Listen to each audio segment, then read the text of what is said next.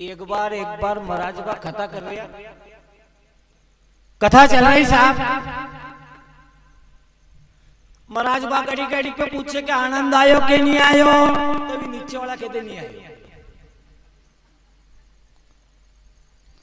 फिर के भी आगे आगे एक माँ साहब बेटी थी कि आनंद आयो के नहीं आयो, तो माँ साहब पे नाड़ के लगे न्यू नहीं आयो।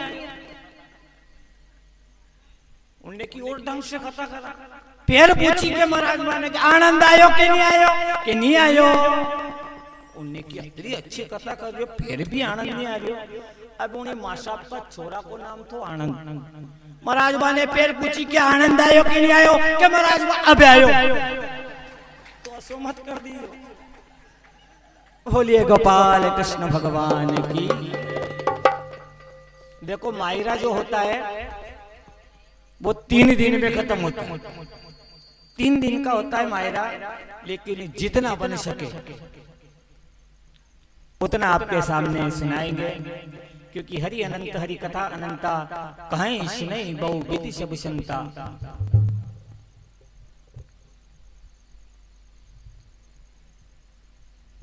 भगवान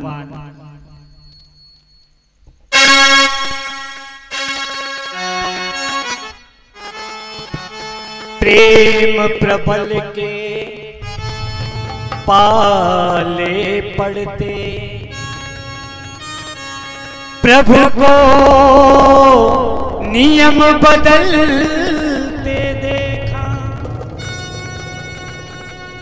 अपना मान टले टल जाए, भक्त का मान न टलते देखा। प्रेम प्रबल के पाले पड़ते, प्रभु को नियम बदलते देखा। और अपना मान टले टल जाए, पर भक्त का मान ना टलते देखा। विश्वास होना चाहिए साहब भक्त और भगवान में।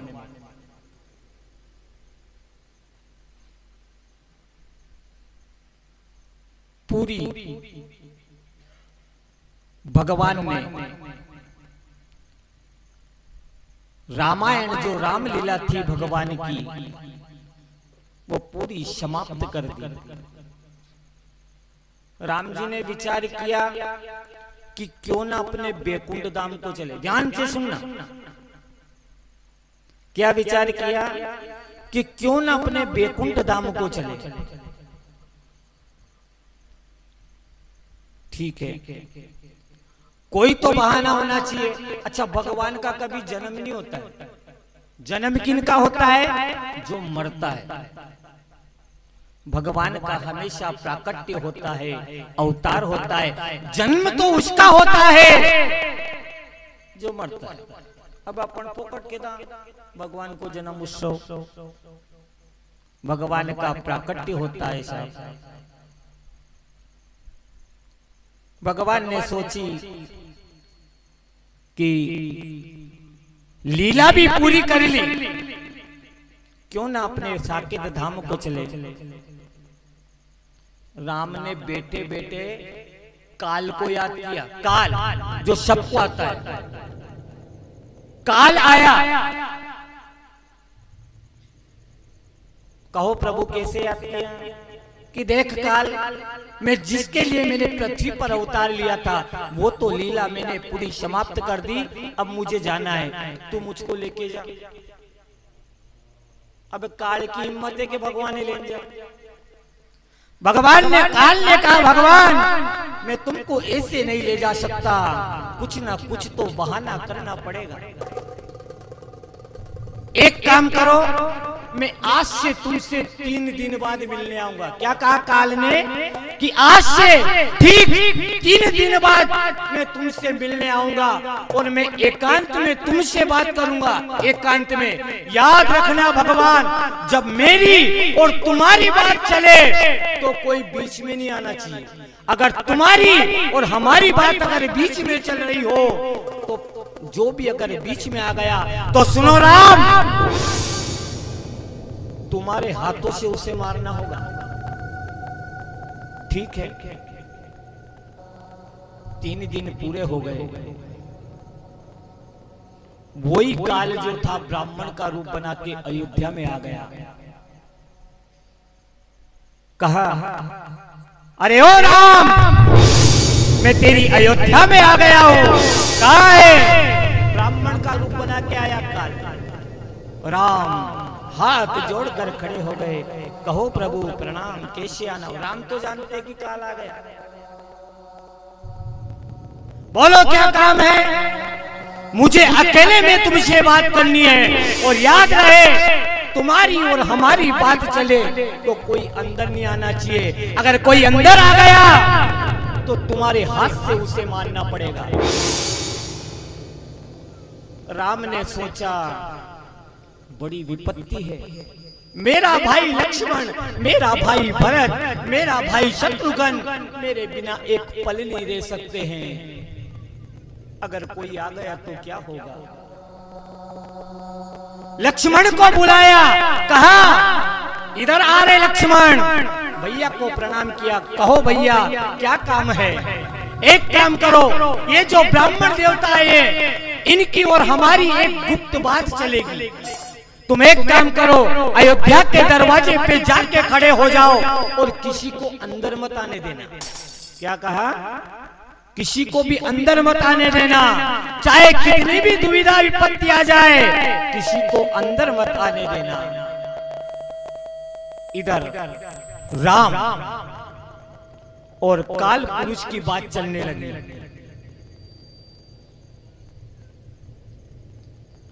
इतने में क्या हुआ साहब, दोनों की बात चल रही थी।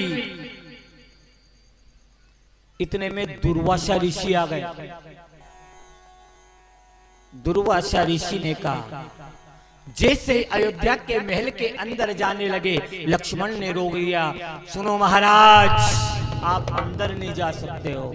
कि क्यों? मेरे भैया का आदेश है कि अभी कोई महल के अंदर नहीं जा सकते हैं। दुर्वासा ऋषि क्रोधी संत थे साहब। उन्होंने कहा, सुन रे लक्ष्मण, अगर तू मुझे अंदर नहीं जाने देगा तो मैं पूरी अयोध्या को जला के भस्म कर दूंगा। क्या कहा दुर्वासा ने? कि अगर तू मुझे अंदर नहीं जाने देगा तो पूरी अयोध्या को जलाकर भस्म कर दूंगा। लक्ष्मण और विपत्ति में पड़ गए, दुविधा में फंस गए, सोचने लगे अंदर कैसे जाऊं। भैया ने मना कर दिया कि एक भी अंदर नहीं आ सकता, और मैं दुर्वासा को कैसे रोकूं? इससे अच्छा तो कि मैं इन ऋषि को अंदर चले जाने दूं। मेरे एक के मर जाने से सारी अयोध्या तो बच जाएगी। क्या कहा? मेरे एक के मरने से पूरी अयोध्या तो बच जाएगी। दुर्वासा ऋषि जो थे अंदर गए, जहां राम और काल की बात चल रही थी। जैसे ही दुर्वासा ऋषि राम के पास गए, कहा, सुन ले राम। काल ने कहा कि ये क्या हुआ राम? मैंने तुझसे कहा था कि तेरी और मेरी बात चले, कोई अंदर नहीं आना चाहिए। किसने अंदर आने दिया? लक्ष्मण को बुलाया। क्यों रे लक्ष्मण, तूने इसको अंदर क्यों आने दिया? क्या करूं भैया, अगर इनको अंदर ना आने दूं तो ये ऋषि पूरी अयोध्या को जला के भस्म कर दे। काल ने कहा, मैंने क्या कहा था राम? जो अगर अंदर आया उसको तुम्हारे हाथ से मारना पड़ेगा। चलो तुम्हारे भाई लक्ष्मण को मारो। क्या कहा राम से? काल ने कहा कि तुम्हारे भाई लक्ष्मण को मारो। जैसे ही कहा साहब कि लक्ष्मण को मारो, राम की आंखों में आंसू आने लग गए। कैसे मारूं?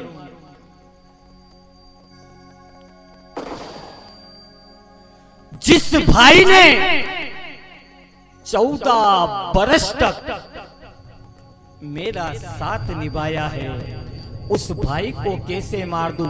एक काम करो काल, मैं कल सभा लगाऊंगा और जो सभा में जो निर्णय होगा वो मैं करूंगा। क्या कहा राम ने? कि तुम कल आना, कल जो सभा में निर्णय होगा और जो निर्णय प्रजा लेगी वो मुझको मंजूर है। सुबह का समय था, अयोध्या में सभा लगी। राम ने पूरी बात प्रजा के सामने रख दी कि ऐसी ऐसी बात है साहब, ये काल कह रहा है कि लक्ष्मण को मारो, लेकिन मेरी 3 शर्त है। क्या कहा राम ने? मेरी 3 शर्त है। पहली शर्त है, राम ने कहा ऐसा कौन सा मेरी अयोध्या में है जो सुई की नोक पर चल के दिखा दे। लक्ष्मण ने कहा भैया मैं हूं जो सुई की नोक पे चल के दिखा दूं। अच्छा, मेरी दूसरी शर्त है, ऐसा कौन सा व्यक्ति है जिसने 14 बरस तक पलक नहीं झपकाई हो अयोध्या में। क्या कहा कि ऐसा कौन सा व्यक्ति है जिसने 14 बरस तक अपनी आंखों की पलकें नहीं झपकाई। लक्ष्मण ने कहा भैया वो मैं हूं, मैंने 14 बरस तक पलकें भी नहीं झपकाई थी साहब वनवास में भगवान लक्ष्मण ने। अच्छा लक्ष्मण, मेरी तीसरी शर्त ये है, इस अयोध्या में ऐसा कौन सा व्यक्ति है जिसने 14 वर्ष तक भोजन न किया हो। क्या कहा कि ऐसा कौन सा व्यक्ति है जिसने 14 वर्ष तक भोजन न किया हो। लक्ष्मण ने कहा भैया मैंने 14 वर्ष तक भोजन नहीं किया रे। राम ने कहा सुन लक्ष्मण, मैं तेरी हर बात मान सकता हूँ, लेकिन ये बात नहीं मान सकता हूँ कि तूने 14 साल तक भोजन नहीं किया। क्या कहा कि तेरी हर बात मान सकता हूँ, लेकिन ये बात नहीं मान सकता हूँ कि तूने 14 बरस तक भोजन नहीं किया हो। लक्ष्मण ने कहा, सीता को बुलाया राम ने। क्यों री सीता? लक्ष्मण ने 14 बरस तक भोजन नहीं किया, क्या तुम वनवास में से फरियाल नहीं देती थी क्या? क्या कहा? क्यों रे सीता, तू इसे लक्ष्मण को वनवास में जब हुआ था तो तू इसे फरियाल ना देती थी क्या? सीता ने कहा मैं रोज फरियाल देती थी। क्या कहा कि मैं रोज फरियाल देती थी, लेकिन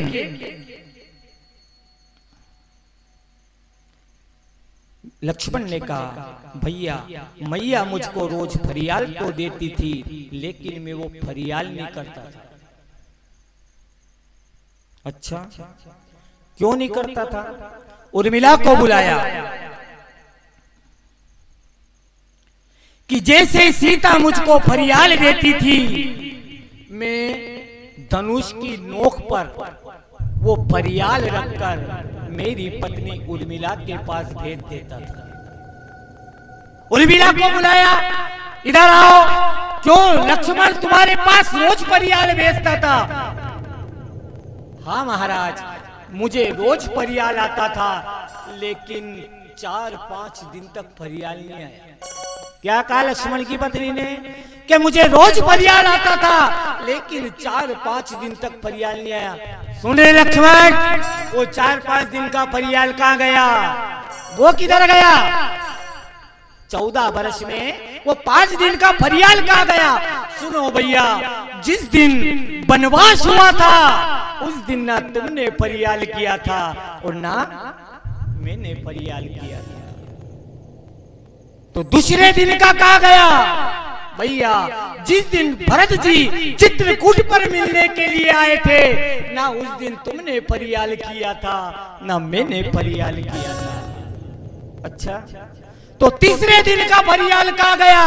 भैया तुम समुद्र के किनारे 3 दिन तक समुद्र से रास्ता मांग रहे थे, आंख मीच कर बैठे थे, ना तुमने फरियाल किया ना मैंने फरियाल किया। भैया तो लक्ष्मण 5वें दिन का फरियाल कहा गया?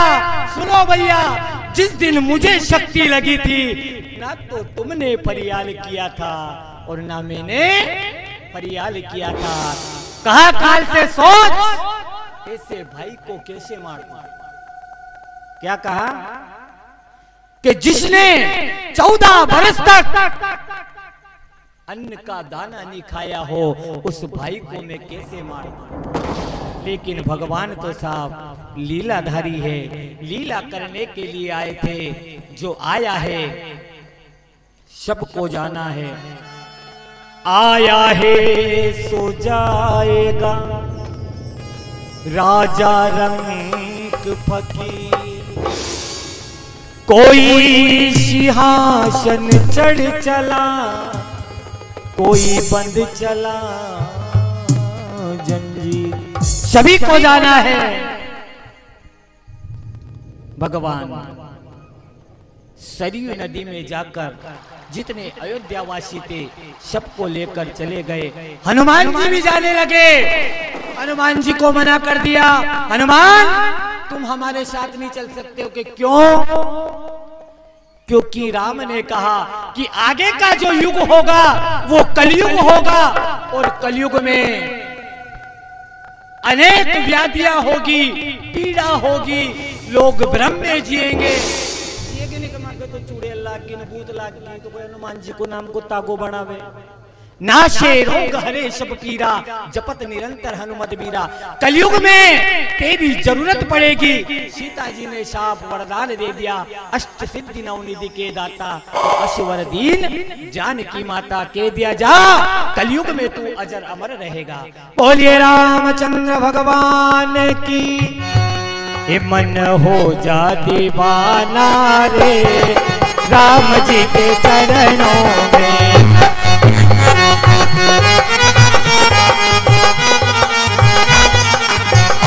मन हो जा दीवाना रे राम जी के चरणों में।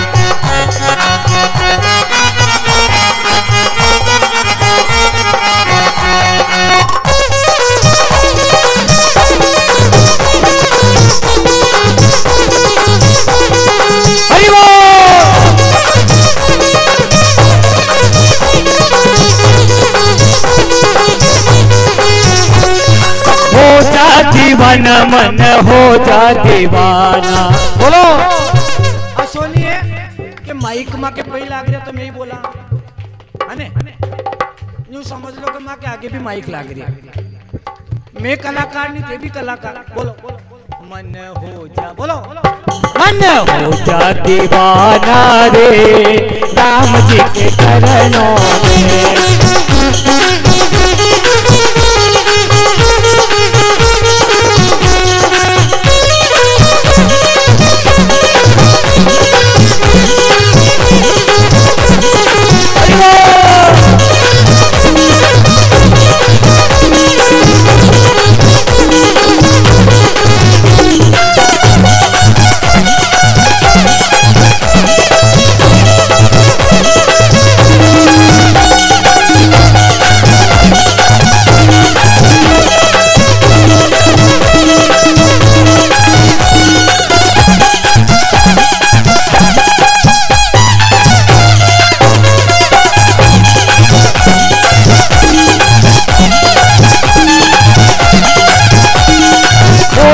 दीवाना मन हो जा दीवाना,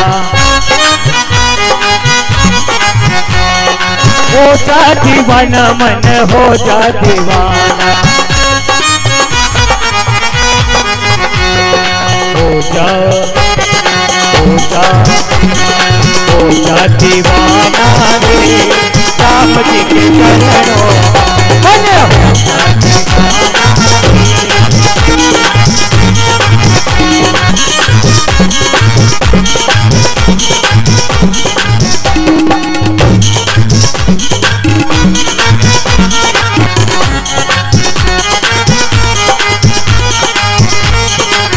रामचंद्र भगवान की जय, गोपाल कृष्ण भगवान की जय।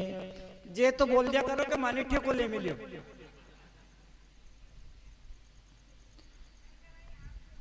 हाँ नहीं तो कभी माए पैसा दे जाओ तो जेबी में ही बोलना।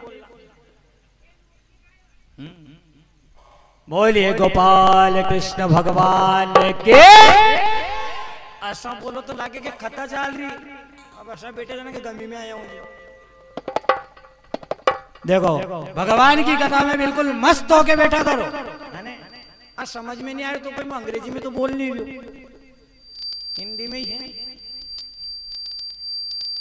एक बार तो पुराना जमाना का बासाबोन तीरथ गया, बिल्कुल नहीं समझ लो अपना दादाजी की उम्र का। अच्छा पहला का जमाना में मोटरा गणी कम चलती नहीं, बसा। अब तीरथ गया तो भी कहां बैठे, चार ही जो ड्राइवर की सीट रे, उनके सामने लंबी सीट रे कि नहीं रे, ये पे 3-4 बैठ जाए, उन्हीं सीट पे बैठे भी डोकरा हो। अब नहीं समझ लो छापेड़ा से उज्जैन जाना होगा, महाकाल का दर्शन करवा जा रहा है। अब बस चाली साहब आगर तक पहुंच गई होगा, ड्राइवर साहब ने वो सोची कि छा पीला, अब चाय पी ली। अब यूं पुराना जमाना का डोकरा था भी, उनने सोची कि ड्राइवर साहब चाय पीवा गया, आगे आगे बैठे उन्हीं सीट पे। अब ड्राइवर साहब चाय पी के न जैसे ही सीट पे आके बैठा, वो ड्राइवर की आदत रहे कि गियर लगा के, अब वो गियर ही नहीं कि करे यो कहां गयो, उन्हें चार ही डोकरा निकल के नाना मैं छापेड़ा से देखता रहा, तू न्यू न्यू कर रियो, न्यू न्यू कर रियो, माने सोच रही अड़ज रियो यो, अंशी हीट नहीं हो रही होगा, हीट नहीं होगा, ले यो दादा थारो डंडो। तो ये कहिए कि नींद बगा बगा टूट गया है।